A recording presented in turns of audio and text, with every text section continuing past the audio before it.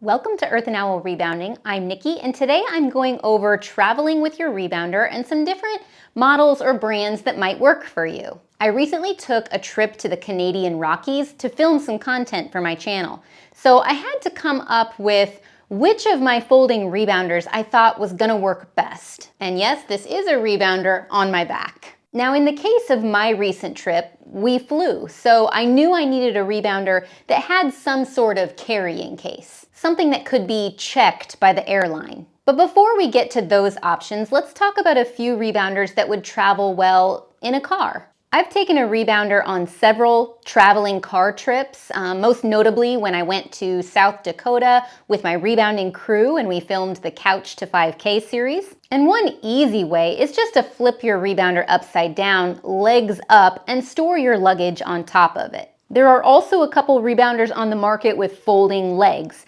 This is the Maximus Pro Bungee and the 𝐒𝐙𝐽𝐻 rebounder. They both have the same style of leg that folds. It's pretty simple to do and it lays flat, so again, you could stack luggage on top. Now, the same company that makes the Maximus Pro Bungee with the folding legs also makes the FitBounce Pro, which has folding legs and it folds in half. I actually love both of these rebounders. So if you want a high quality rebounder with an excellent bounce that can travel with you, I would go with the FitBounce Pro. Now, there's a reason I didn't take the FitBounce Pro on my trip to the Canadian Rockies. And that's because I knew I was gonna be doing a lot of hiking. I needed a rebounder I could carry on my back. So even though this one has a wonderful case and you could definitely check it at the airport, it's still a little big to be hiking around on the trails with. Now that brings me over to the 𝐿𝐴𝐴𝐿. When I first thought about traveling, I thought this would be perfect because it's got this handy dandy case on wheels. It's pretty easy to move around, but there's one problem. This thing is so heavy.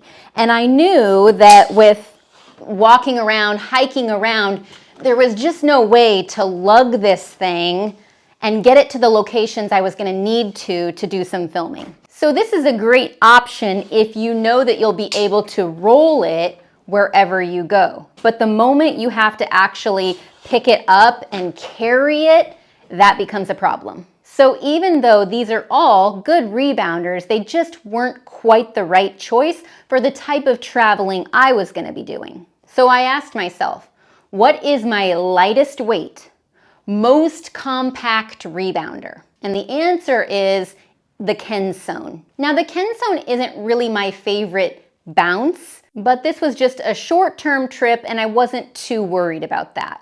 But the 𝐾𝐻𝐿𝐴𝐿 doesn't come with a carrying case. So my husband and I went to the sports goods store and started looking for something that the 𝐾𝐻𝐿𝐴𝐿 might fit in that we could also carry on our backs. We looked at duffel bags and travel bags and all different kinds of bags. But what ended up being the perfect fit was a carrying case that would normally hold a bow and arrow. It just so happens that the 𝐾𝐻𝐿𝐴𝐿 rebounder fits perfectly in this case. Now, full disclosure, I paid more for the case than I think I did for the rebounder. But this is also my job and I was making content on the trip. So what this really boils down to is what kind of travel are you doing? Are you going by automobile? Can you get away with one that's just got the folding legs, or maybe that you can just flip upside down and store your luggage on top of?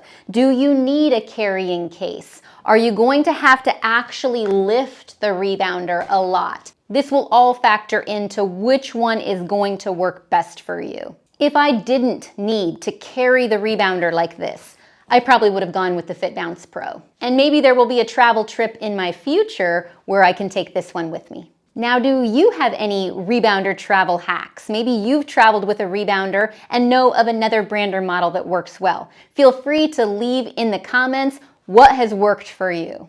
And if you want to see the video where I used this rebounder on my rebounder hike through the Canadian Rockies, see the link in the description below. And the links for most of these rebounders are on my website, earthandowl.com. I'll also leave some information in the description on this particular travel case that I used. Thanks so much for watching, and we'll see you next time.